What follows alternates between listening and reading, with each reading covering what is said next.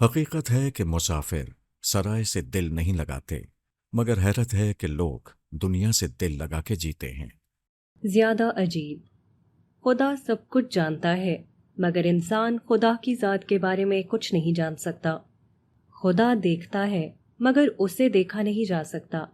وہ بولتا ہے مگر انسانی دائرہ سماعت سے باہر رہتا ہے۔ وہ دعائیں سنتا اور قبول کرتا ہے، مگر اس کا رد عمل محسوس نہیں ہوتا۔ پھر سوال یہ ہے کہ اس کو کیوں مانا جائے؟ کیوں نہ اس کے بارے میں کیے گئے ہر دعوے کو کچھ نیک انسانوں کے تخیل کی کارفرمائی مانا جائے؟ اس سوال کا جواب ہے کہ خدا کا انکار صرف خلا میں کھڑے ہو کر کیا جا سکتا ہے، اس کرۂ ارض پر نہیں۔ مگر مسئلہ یہ ہے کہ خلا میں زندگی نہیں ہوتی اور مرنے کے بعد خدا کے ثبوت کی ضرورت نہیں رہتی۔ مرنے کے بعد انسان کی خدا سے براہ راست ملاقات ہو جاتی ہے۔ حقیقت یہ ہے کہ مادہ عدم سے وجود میں آیا، مادے سے ستارے اور سیارے بنے، سیارہ زمین پر زندگی ہے۔ زندگی کو یقینی بنانے والے ہزاروں مادی عوامل کارفرما ہیں جو معلوم کائنات میں کہیں اور کام نہیں کرتے۔ یہاں زندگی کی لاکھوں اقسام اور جانداروں کی بے گنتی تعداد ہے، جس کی بقا اور تحفظ کا انتہائی حیرت انگیز نظام مسلسل چل رہا ہے۔ یہاں انسانی شعور ہے جو مادہ اور حیات سے آگے بڑھ کر ایک ایسا وجود ہے جو حیرت انگیز طور پر اس پوری کائنات کو سمجھنے کی صلاحیت رکھتا ہے۔ انسانی شعور اس کائنات میں ہر جگہ قدرت و رحمت کی کارفرمائی کھلی آنکھ سے دیکھتا اور انکار کر دیتا ہے، یا اسے بخت و اتفاق کے خانے میں ڈال دیتا ہے۔ مگر خواہش اور تعصب عقل پر غالب نہ ہو تو خدا کو مانے بنا کوئی چارہ نہیں۔ خدا اس مادہ کائنات کے ہونے، اس میں زندگی اور زندگی میں شعور کے ہونے کی واحد معقول توجیہ ہے۔ اس لیے خدا کو ماننا ہرگز عجیب نہیں، خدا کو نہ ماننا زیادہ عجیب ہے۔ گوئنگ بیک ہیپیلی، یہ تصویر ایک سیلفی تھی جو جہاز کی روانگی کے وقت میاں بیوی اور ان کے 3 چھوٹے بچوں کی تھی۔ چہرے خوشی سے دمک رہے تھے کیونکہ پوری فیملی بھارت سے برطانیہ منتقل ہو رہی تھی۔ وہاں ایک خوشحال مستقبل ان کا منتظر تھا۔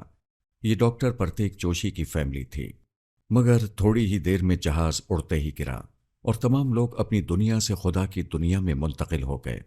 دوسری ایک ویڈیو تھی جس میں 2 برطانوی نوجوان خوشی سے بھرپور چہروں کے ساتھ وطن واپسی پر اپنے تاثرات انسٹاگرام کے لیے ریکارڈ کروا رہے تھے۔ Going back happily, happily, happily, یہ آخری الفاظ تھے جو ان میں سے ایک نوجوان نے کہے، مگر کچھ دیر بعد جہاں وہ پہنچے وہ خدا کی بادشاہی تھی، نہ کہ ان کا زمینی وطن۔ یہ ایئر انڈیا کے حادثے میں مرنے والے 265 افراد میں سے چند کا نہیں بلکہ سب کا معاملہ تھا، مگر در حقیقت یہ دنیا کے ہر انسان کا معاملہ ہے جو ہر روز پیش آتا ہے، مگر کوئی نہیں جو نصیحت حاصل کرے۔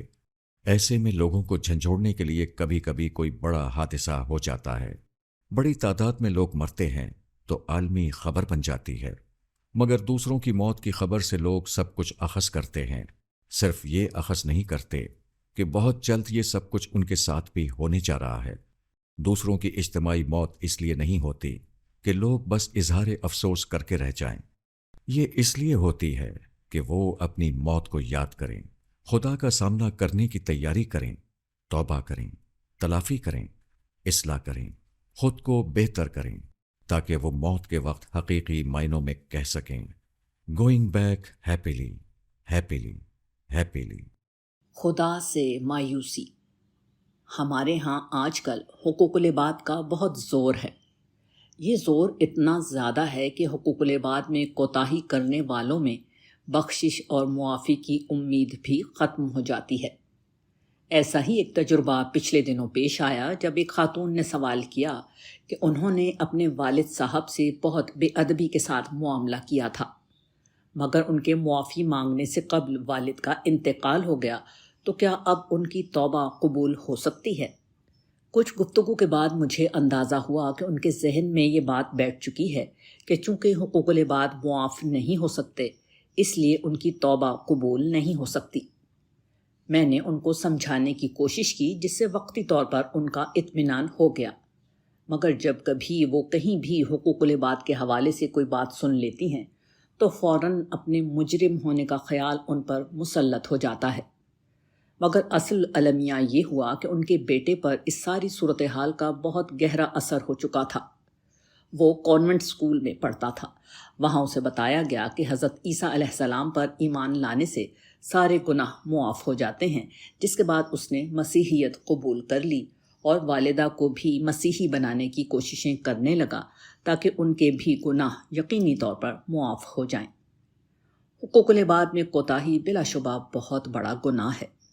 توبہ اور تلافی نہ کی جائے تو اس کی معافی مشکل ہے، مگر حقیقت یہ ہے کہ جس واحد گناہ کو اللہ تعالیٰ ناقابل معافی قرار دیتے ہیں وہ شرک ہے۔ تاہم جب قرآن مجید سے آگے بڑھ کر معاملہ کرنے کی کوشش کی جاتی ہے تو اس کے نتیجے میں افراط و تفریط وجود میں آتا ہے۔ کہیں لوگ اطمینان سے حقوق العباد کی خلاف ورزی کرتے ہیں کہ اللہ معاف کر دے گا، اور کہیں لوگ اللہ سے نا امید ہو کر شرک میں مبتلا ہو جاتے ہیں۔ دین پیش کرنے والوں کو ہمیشہ قرآن مجید تک اپنی بات کو محدود رکھنا چاہیے۔ اس سے آگے جب بھی بڑھا جائے گا مسائل پیش آئیں گے۔ ہمارے ٹک ٹاکر اور ہمارا بانجھ پن۔ پچھلے دنوں اسلام آباد میں ثنا یوسف نامی ایک 17 سالہ بچی کے قتل کا واقعہ پیش آیا۔ پولیس کی بیان کردہ تفصیلات کے مطابق ملزم عمر حیات کے پاس قتل کی وجہ صرف یہ تھی کہ مقتولہ نے اس سے دوستی کی پیشکش کو بار بار مسترد کیا تھا۔ بی بی سی کی ایک رپورٹ میں بتایا گیا ہے کہ اس کے والد کے مطابق بچی کو سوشل میڈیا پر 1.5 سال ہی ہوا تھا۔ اخباری اطلاعات کے مطابق انسٹاگرام اور ٹک ٹاک پر ملا کر 12 لاکھ سے زائد افراد ثنا کے مستقل ناظرین یا فالوور تھے۔ اس قتل نے معاشرے میں بہت سے سوالات پیدا کر دیے ہیں۔ لوگ اپنے اپنے انداز سے اس افسوسناک معاملے کے مختلف پہلوؤں پر بات کر رہے ہیں۔ خاص طور پر خواتین پر تشدد اور ان کے ساتھ ہونے والے سلوک کا معاملہ بہت زیادہ زیر بحث آ گیا ہے، مگر ہمارے نزدیک سب سے قابل توجہ معاملہ وہ ہے جس پر کوئی توجہ نہیں دے رہا۔ وہ یہ ہے کہ یہ کیسے ممکن ہوا کہ 17 سال کی ایک بچی جس کی کوئی علمی قابلیت یا عملی کارنامہ نہیں ہے، صرف برس 1.5 برس میں اس نے 12-13 لاکھ لوگوں کو اپنے مستقل ناظر یا فالوور بنا لیا۔ ثنا یوسف کو تو ابھی زیادہ وقت نہیں ہوا تھا، مگر جو لڑکے لڑکیاں ٹک ٹاک پر کچھ عرصے سے ہیں انہوں نے 1-2 منٹ کی ویڈیو بنا کر کروڑوں مستقل ناظرین یا فالوور بنا لیے ہیں۔ ان میں سے شاذ ہی کسی کے پاس علم و تحقیق کے کوئی موتی ہوں گے جو وہ ان ویڈیوز میں لٹاتا ہوگا۔ 1-2 منٹ کے اندر ایسا کوئی کام کرنا ممکن بھی نہیں ہے۔ اتنی دیر میں تو کوئی ماہر فن اپنے نتائج فکر بھی بیان نہیں کر سکتا۔ 1-2 منٹ میں جو کچھ بیان ہوتا ہے وہ مجھ سے بڑھ کر قارئین جانتے ہیں، اس لیے شاید اس کے بیان کی کوئی ضرورت نہیں۔ مگر باعث تشویش چیز ایسی ویڈیو کا بنایا جانا نہیں ہے، بلکہ کروڑوں کی تعداد میں ان کے ناظرین کا ہونا ہے۔ یہ رجحان بتاتا ہے کہ ہمارے نوجوانوں کی اکثریت اب سنجیدہ چیزوں میں دلچسپی لینے کے لیے تیار نہیں۔ وہ نگاہوں کو مطالعے کی مشقت نہیں دینا چاہتے، وہ ذہن کو فکری جدوجہد کے میدان میں نہیں اتارنا چاہتے، وہ اپنے باطن کو علم کے نور سے منور نہیں کرنا چاہتے۔ یہ سب نہ ہو تب بھی کچھ غنیمت ہے، مگر 1-2 منٹ کی ویڈیو سے جو برگوں بار پیدا ہو رہے ہیں وہ اس ملزم عمر حیات کے اقدام سے ظاہر ہے۔ یہ نوجوان خود بھی سوشل میڈیا پر ہوتا ہے اور اپنا مواد تخلیق کرتا ہے۔ اسے تو دوستی میں ناکامی ہوئی اور وہ قاتل بن گیا، مگر کتنے ہیں جو یہاں ایسے ہی تعلقات بنا لیتے ہیں؟ کتنے ہیں جو اسی طرح وقت گزاری کرتے ہیں؟ کتنے ہیں جو ایسے لایانی اور غیر اخلاقی مشاغل میں لگ کر اپنا قیمتی وقت ضائع کرتے ہیں؟ کتنے ہیں جو 1 منٹ میں صرف اپنی سطحیت میں اضافے کے سوا کچھ اور حاصل نہیں کر پاتے؟ یہ سب چیزیں مل کر سماج میں عقلی بانجھ پن یعنی انٹلیکچوئل انفرٹیلٹی پیدا کر رہی ہیں۔ غور و فکر کرنے والے لوگ، سوچنے اور سمجھنے والے لوگ، علم و عقل کی بنیاد پر اختلاف و اتفاق کرنے والے لوگ ہمارے معاشرے سے کم ہوتے چلے جا رہے ہیں۔ 1 منٹ میں اکثر و بیشتر سطحی جذبات، سستی تفریحات، جنسی ترغیبات، سیاسی اور مذہبی انتہا پسندانہ خیالات اور غیر مصدقہ معلومات کے سوا کسی اور چیز کو فروغ حاصل نہیں ہوتا۔ علم وقت طلب چیز ہے، کردار سازی وقت طلب چیز ہے، فکر و تدبر وقت طلب چیز ہے۔ یہ وہ چیزیں ہیں جن سے سماج کا سارا خیر پھوٹتا ہے۔ معاشرے میں خیر و فلاح، انسانوں میں سیرت و کردار، سیاست میں استحکام، سماج میں تعمیری سوچ، غرض ہر خیر کا فروغ انہی سے ہوتا ہے۔ وقت آ گیا ہے کہ لوگ یہ سمجھیں کہ 1 منٹ میں ہم اپنی قوم کو کیا دے رہے ہیں اور ان سے کیا چھین رہے ہیں۔ آپریشن سندور اور خدائی قانون۔ آپریشن سندور کے دوران میں انڈیا پاکستان کی جنگ اپنی طوالت کے لحاظ سے بہت مختصر لیکن اہمیت کے لحاظ سے بہت غیر معمولی ہے۔ لوگ اس پر فوجی اور سیاسی پہلوؤں پر بات کر رہے ہیں، مگر ہم اس کے پیچھے خدا کی طاقت کا ظہور دیکھتے ہیں اور اسی کی تفصیل آج کریں گے۔ ہماری دنیا جس میں بظاہر انسانوں کا راج نظر آتا ہے، وہ دراصل خدا کی دنیا ہے۔ خدا اگرچہ غیب میں ہے، مگر وہ جو چاہتا ہے کرتا ہے اور اس کے لیے اسباب ہی کو استعمال کرتا ہے۔ ظاہر بھی نگاہوں کو ہر جگہ اسباب نظر آتے ہیں، مگر حقیقت کو دیکھ لینے والی نگاہیں جان لیتی ہیں کہ یہ خدا ہے جس نے اسباب کی ڈوریوں کو ہلایا اور حالات و معاملات بدلنا شروع ہو گئے۔ یہ بات البتہ سمجھنے کی ہے کہ فرد کے معاملے میں مکمل سزا و جزا روز قیامت برپا ہوگی، مگر قوموں کا محشر یہی دنیا ہے اور یہاں خدا اخلاقی بنیادوں پر قوموں کے عروج و زوال کا فیصلہ کرتا ہے، کسی کو مہلت اور کسی کو سزا دیتا ہے۔ یہی اس جنگ میں ہوا جسے سمجھنا ضروری ہے۔ آپریشن سندور سے قبل امریکہ دنیا کی واحد سپر پاور تھا اور بھارت کی یہ حیثیت دنیا مان چکی تھی کہ وہ ایک ابھرتی ہوئی عالمی طاقت ہے۔ خود بھارت کا اپنے بارے میں یہ یقین پختہ ہو گیا تھا کہ وہ علاقائی سپر پاور ہے جس کے سامنے کوئی سر نہیں اٹھا سکتا۔ بھارت میں اقلیتیں اور خاص طور پر مسلمان انتہائی خوف کے عالم میں زندہ تھے۔ گاندھی کا سیکولر بھارت تحلیل ہو رہا تھا اور مودی کا جادو سر چڑھ کر بول رہا تھا۔ ایسے میں بھارت میں پہلگام میں دہشت گردی کا ایک واقعہ پیش آیا جس میں 26 افراد مارے گئے۔ بے گناہ شہریوں پر کیا جانے والا یہ حملہ انتہائی قابل مذمت تھا۔ پاکستان سمیت دنیا بھر نے اس کی مذمت کی، مگر بھارت نے بغیر کسی ثبوت کے پاکستان کو اس کا ذمہ دار ٹھہرایا اور پھر مئی کے پہلے ہفتے میں پاکستان میں سویلین آبادی پر حملہ کر دیا۔ بھارت کا اندازہ یہ تھا کہ ان کی تیاری 2019 سے زیادہ ہے، جب ان کے 2 طیارے بالاکوٹ تک اندر داخل ہو گئے تھے۔ اس دفعہ ان کے پاس رافیل شکل میں وہ طیارہ تھا جو فضاؤں کا راجکمار سمجھا جاتا تھا۔ انہیں یقین تھا کہ اول تو پاکستان کے پاس ایسا کوئی جہاز نہیں جو رافیل کو شکست دے سکے۔ پاکستانی جہاز مقابلے میں آئیں گے بھی تو گرائے جائیں گے۔ دوسرے، پاکستان اپنی کمزور معاشی صورتحال کی بنا پر زیادہ بڑی جوابی کارروائی سے باز رہے گا۔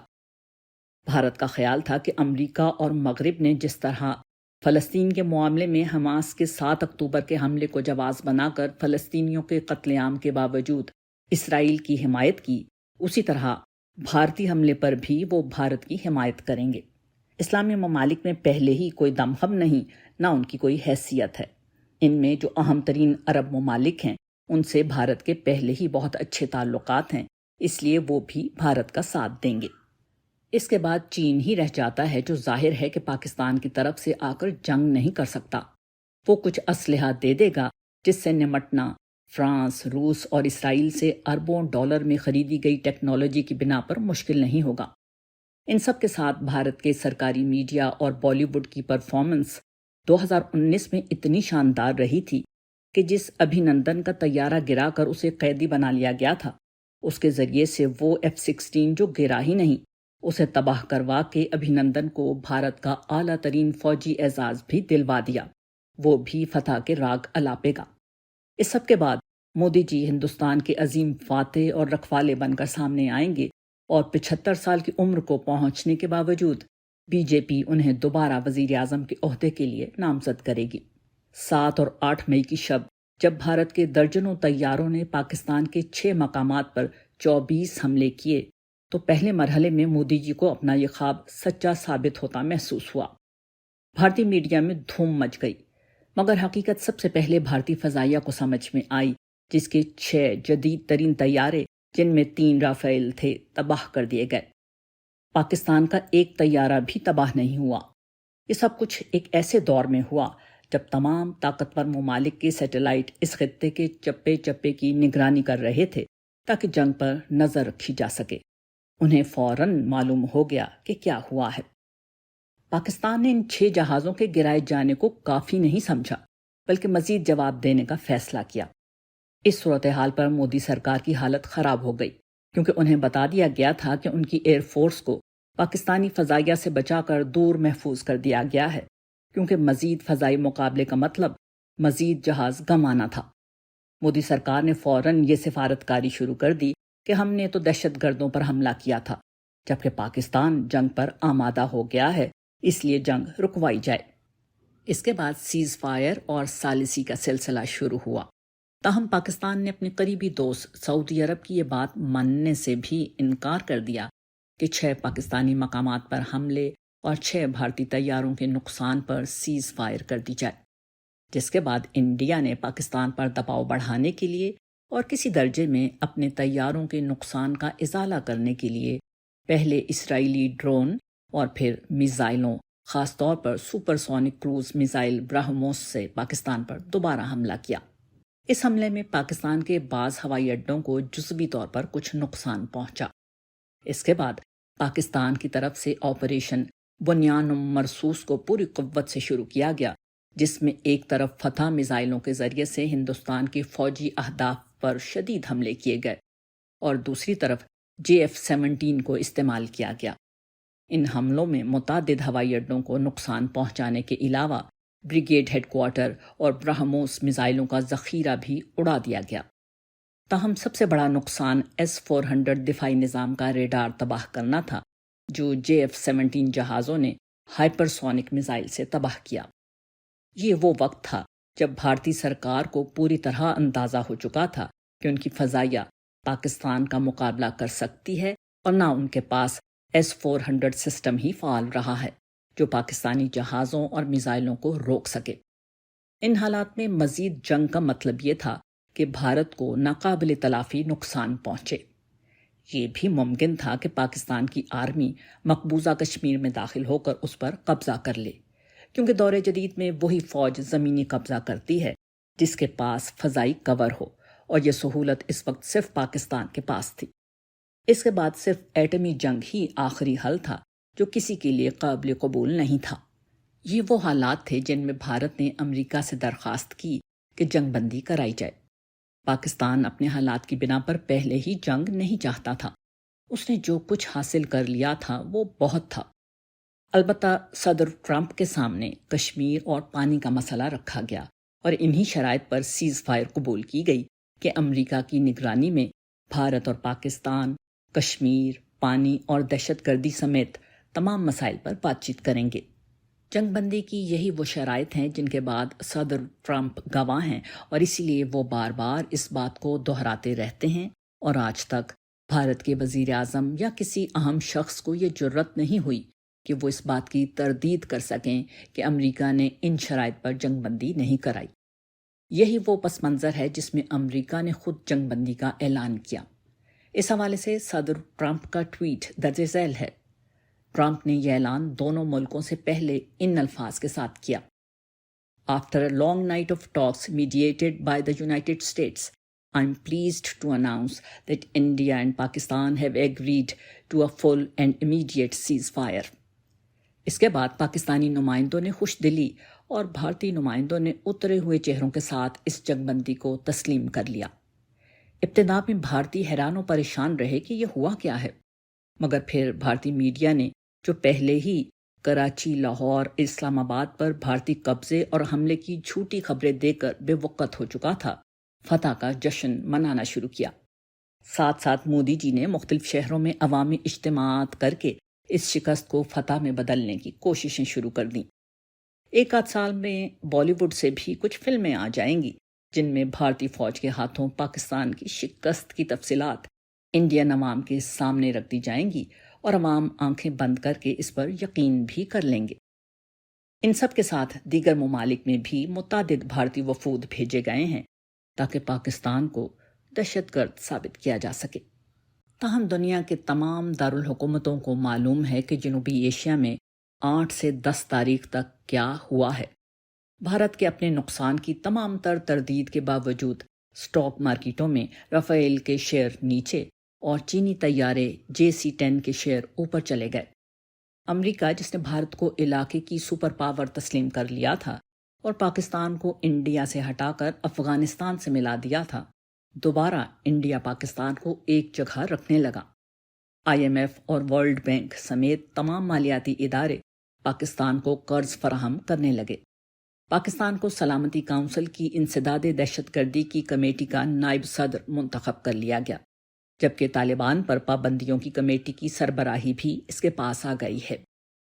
دوران جنگ چین کے علاوہ ترکیہ، آذربائیجان، ایران اور تاجکستان نے پاکستان کی بھرپور حمایت کی۔ چین کے دباؤ پر افغانستان نے پاکستان کے خلاف فوجی حملوں کو غیر شرعی قرار دے دیا۔ سعودی عرب کے پرنس محمد بن سلمان نے وزیر اعظم اور فیلڈ مارشل عاصم منیر کو عید گزارنے کے لیے سعودی عرب بلایا، جبکہ چین جدید ترین HQ-19 دفاعی نظام جو 3000 کلومیٹر پر نظر رکھ سکتا ہے، J-35 5th جنریشن طیارے، J-500 ایووکس نگرانی کے طیارے، PL-17 میزائل پاکستان کو دے رہا ہے، جبکہ آذربائیجان پاکستان سے 40 JF-17 جہاز خرید رہا ہے۔ چنانچہ بھارت، جو جنگ سے قبل پاکستان کو جنگی ہزیمت اور سفارتی تنہائی کا نشانہ بنانا چاہتا تھا، اب خود اس کا نشانہ بن گیا ہے۔ خطے میں بالادستی کا بھارتی خواب بھی چکنا چور ہو چکا ہے۔ چائنا، جس کی معاشی ترقی کے سب معترف تھے، اس کی اسلحے کی دھوم بھی دنیا میں مچ گئی اور دنیا کے متعدد ممالک چینی اسلحے کی خریداری کا ارادہ ظاہر کر چکے ہیں۔ امریکہ نے جاپان، آسٹریلیا اور بھارت کے جس اتحاد کے ذریعے سے چین کو گھیرنے کا پروگرام بنایا تھا، بھارت اس اتحاد کی مرکزی طاقت تھا، جو پاکستان جیسے 7 گنا چھوٹے ملک کے مقابلے میں ہزیمت کے بعد یہ ثابت کر چکا ہے کہ وہ چین کے مقابلے میں بدرجہ اولی کمزور ہے۔ چین، جس کے متعلق خیال یہ تھا کہ 21ویں صدی کے نصف آخر میں سپر پاور بنے گا، وہ اس جنگ کے نتیجے میں 50 برس پہلے ہی سپر پاور بن کر سامنے آ چکا ہے۔ 22 اپریل کو جب پہلگام کا واقعہ ہوا تو کسی کے سان و گمان میں بھی یہ بات نہ تھی کہ اس کے آخری نتائج یہ ہوں گے۔ یہ جو کچھ ہوا وہ اس بنیادی خدائی قانون کے مطابق ہوا جس میں اللہ تعالیٰ ظلم کو پسند نہیں کرتے۔ امریکہ کے تحت مغربی ممالک پچھلے 30 برسوں سے دنیا کی غالب طاقت بنے، لیکن انہوں نے عراق، افغانستان اور فلسطین میں بے گناہ انسانوں کے خون کی ندیاں بہا دی یا اس کام میں مدد فراہم کی۔ چنانچہ اب وقت آ گیا کہ مغربی اقوام کو لگام ڈالی جائے اور اس عمل کا آغاز ہو گیا ہے۔ بھارت کے پاس یہ موقع تھا کہ وہ خیر و بھلائی کا علم بردار بنتا، مگر شرک میں مبتلا لوگ اقتدار پا کر ہمیشہ ظلم و فساد برپا کرتے ہیں۔ بھارتی انتہا پسندوں نے یہی کیا اور پہلے اپنے ملک میں اقلیتوں کو نشانہ بنایا اور پھر یہی دیگر ممالک کے ساتھ کرنے لگے۔ یوں اپنے بارے میں یہ ثابت کر دیا کہ اس رویے کے ساتھ وہ دنیا میں کسی بڑائی کے مستحق نہیں۔ رہا پاکستان، تو پاکستان کو صرف مہلت دی جا رہی ہے۔ ہمارے رویے کسی طور پر ایسے نہیں جو اللہ تعالیٰ کو پسند ہے، مگر یہاں ایمان کی دعوت زندہ ہے۔ جب تک یہ دعوت زندہ رہتی ہے، قوموں کو مہلت دی جاتی ہے۔ اس عرصے میں قوم کو فیصلہ کرنا ہوتا ہے کہ اسے اپنا رویہ بدلنا ہے یا نہیں۔ رویہ بدلیں گے تو دنیا میں مکمل غلبہ اور اقتدار دے دیا جائے گا، نہیں بدلیں گے اور اخلاقی بحران بڑھتا گیا تو پھر ایک دردناک عذاب خدا کی طرف سے اترے گا اور کسی نیک و بد کو نہیں چھوڑے گا۔ یہ کیسے ہوگا، اسے اللہ کے سوا کوئی نہیں جانتا۔ ہم صرف یہ جانتے ہیں کہ پاک بھارت جنگ کے جو نتائج نکلے وہ خدائی طاقت کے بغیر نہیں نکل سکتے تھے۔ ان نتائج کے ذریعے سے ہمیں مہلت دی جا رہی ہے، جس سے ہمیں فائدہ اٹھانا چاہیے۔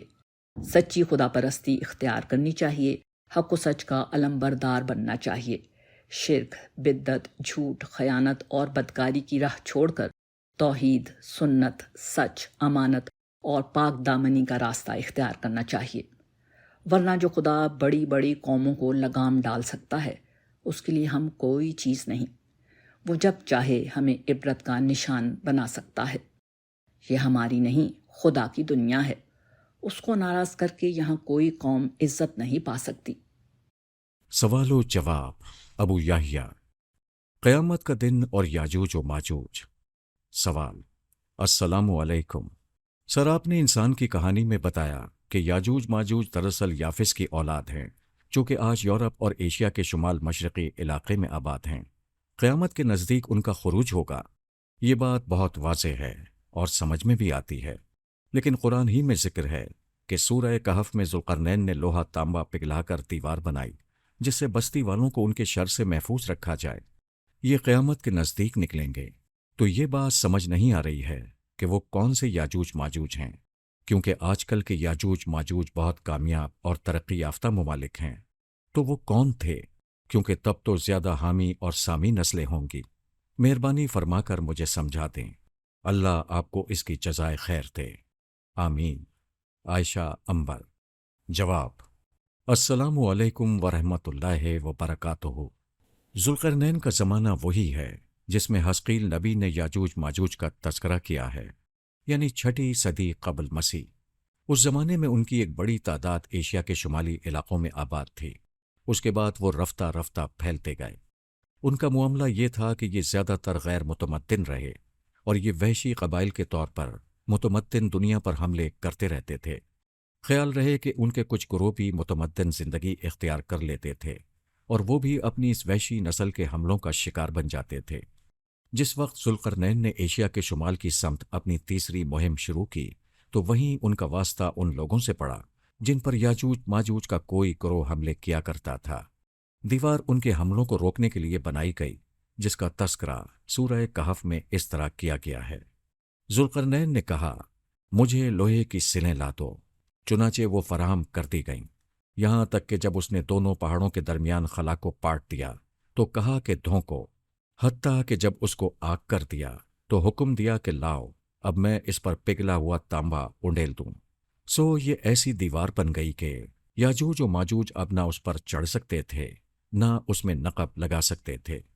ذوالقرنین نے کہا، یہ میرے پروردگار کی رحمت ہے، پھر جب میرے پروردگار کے وعدے کا ظہور ہوگا تو وہ اس کو ڈھا کر برابر کر دے گا، اور میرے پروردگار کا وعدہ برحق ہے۔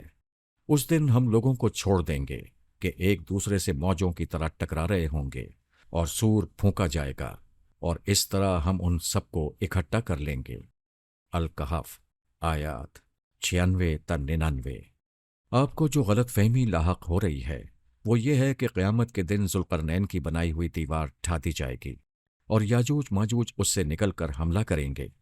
آیت یہ بات نہیں کہہ رہی، کیونکہ اگر یاجوج ماجوج قیامت کے دن اس دیوار کے ٹوٹنے کے بعد نکلنے والے ہیں تو یہ معاملہ قرب قیامت کا نہیں رہا، بلکہ قیامت تو آ چکی ہوگی۔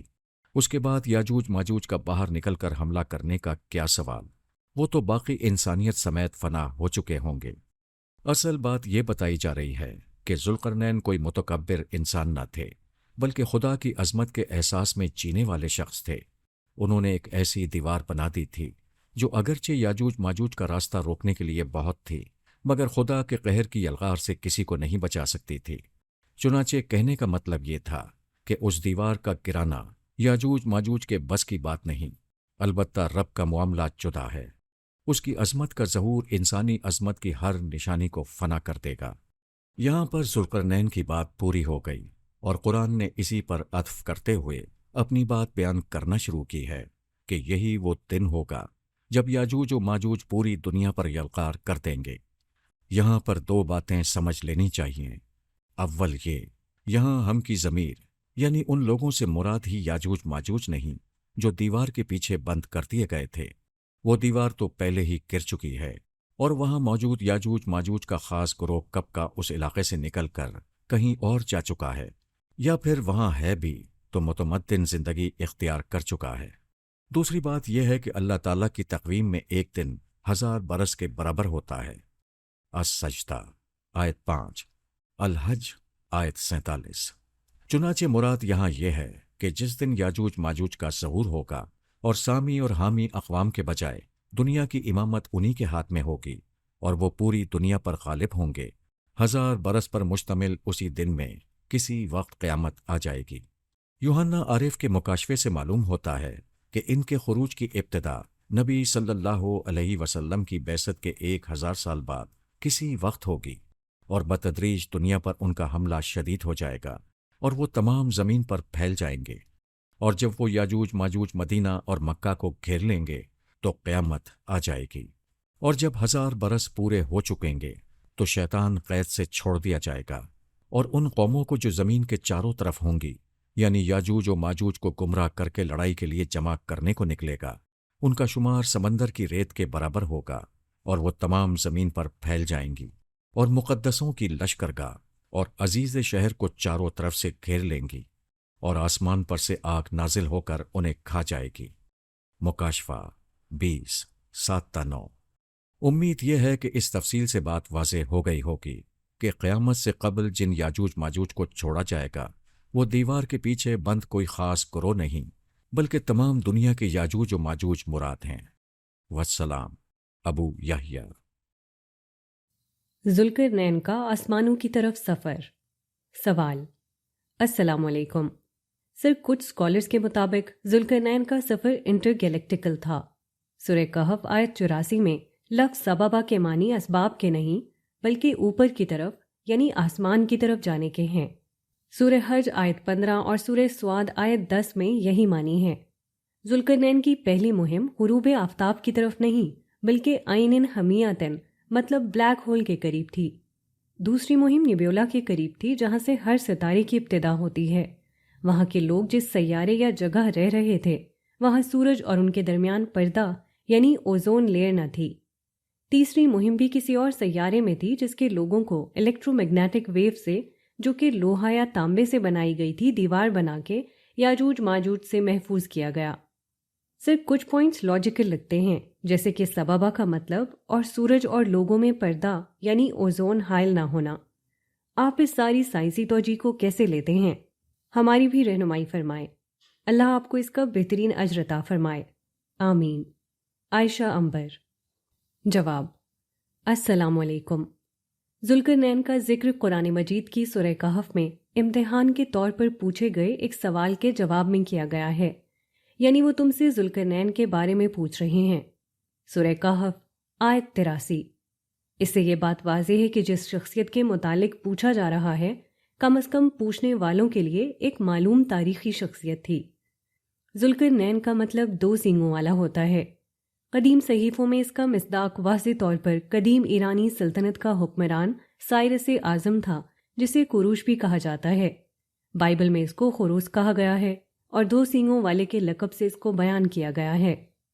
خداوند اپنے ممسوح خروس کے حق میں یوں فرماتا ہے کہ میں نے اس کا داہنا ہاتھ پکڑا کہ امتوں کو اس کے سامنے زیر کروں اور بادشاہوں کی کمریں کھلوا ڈالوں۔ تب میں نے آنکھ اٹھا کر نظر کی اور کیا دیکھتا ہوں کہ دریا کے پاس ایک مینڈھا کھڑا ہے جس کے 2 سینگ ہیں۔ دونوں سینگ اونچے تھے لیکن ایک دوسرے سے بڑا تھا اور بڑا دوسرے کے بعد نکلا تھا۔ میں نے اس مینڈھے کو دیکھا کہ مغرب و شمال و جنوب کی طرف سینگ مارتا ہے، یہاں تک کہ نہ کوئی جانور اس کے سامنے کھڑا ہو سکا اور نہ کوئی اس سے چھڑا سکا۔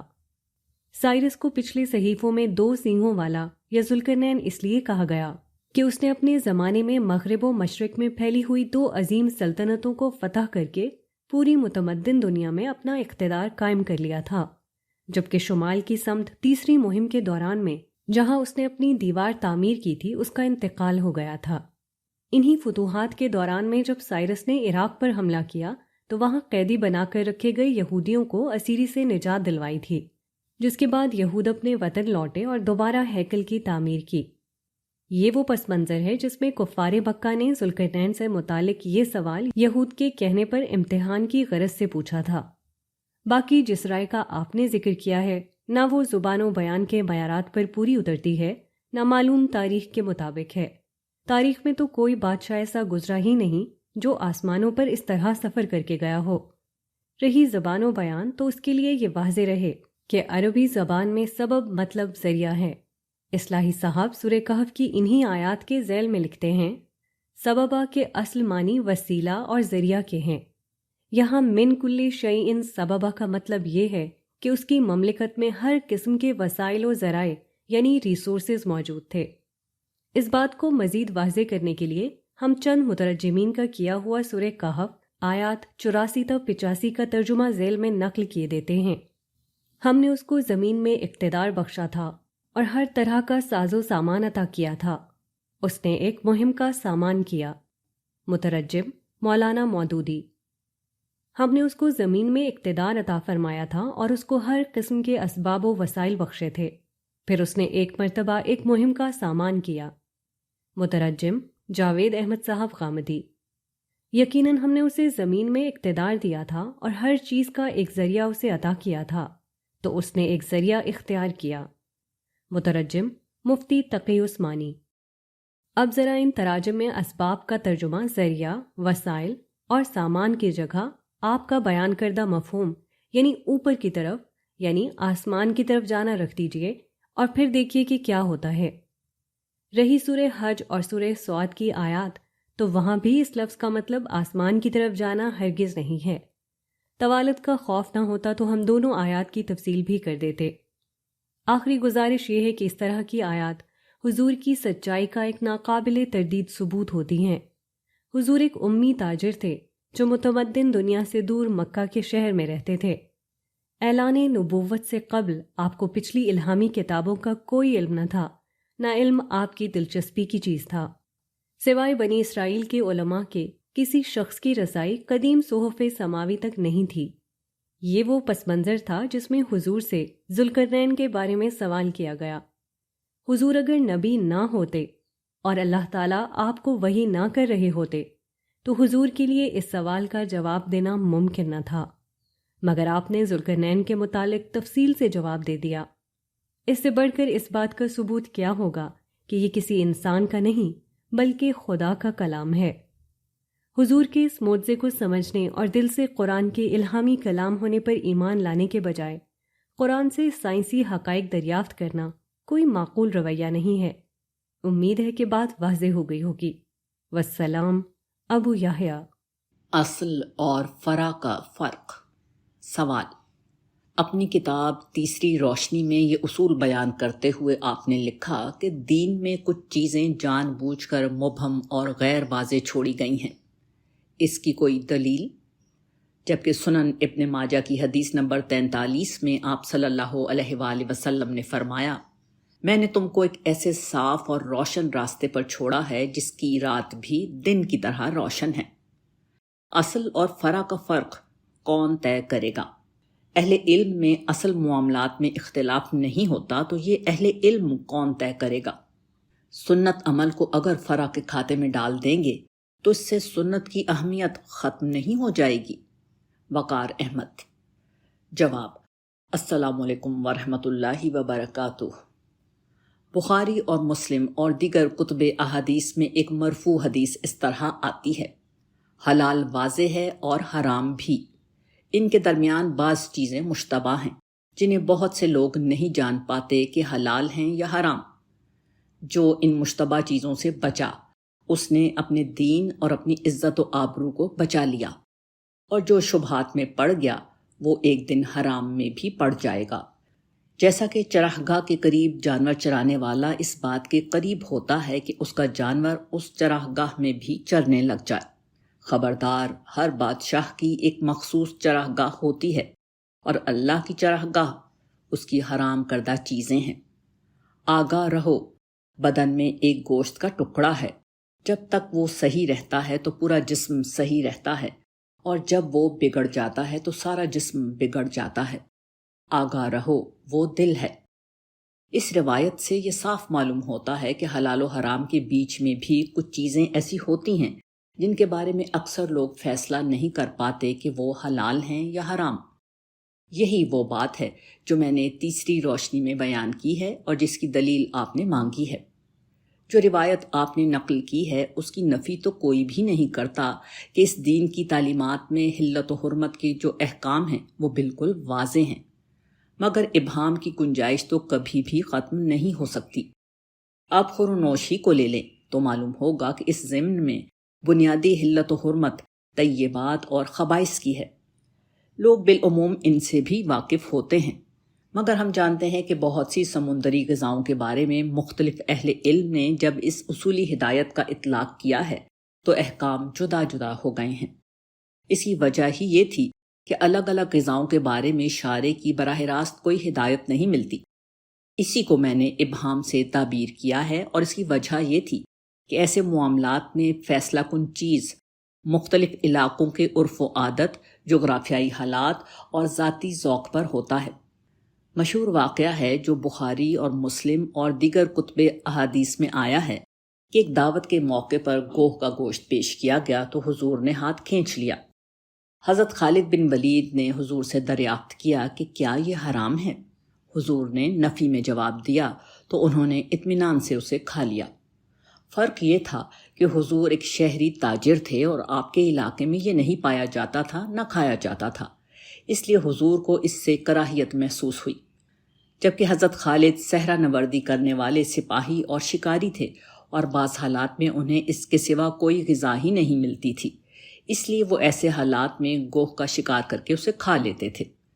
اگر حضرت خالد اپنا یہ واقعہ بیان نہیں کر دیتے تو ہمارے اہل علم اس پر گفتگو کرتے رہتے۔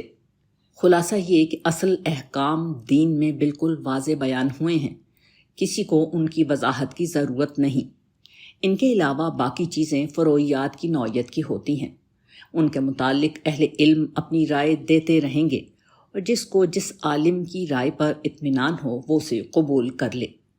باقی سنت عمل کبھی فروع نہیں ہوتا، وہ تو اصل دین ہوتا ہے جو اجماع اور عملی تواتر سے منتقل ہوتا ہے، اس کا فرع ہونے کا کیا سوال؟ لیکن کسی عمل کے سنت ہونے کے لیے یہ ثابت کرنا ضروری ہے کہ صحابہ کے زمانے سے اس پر اجماع اور تواتر ہے۔ والسلام علیکم۔ ابو یحییٰ۔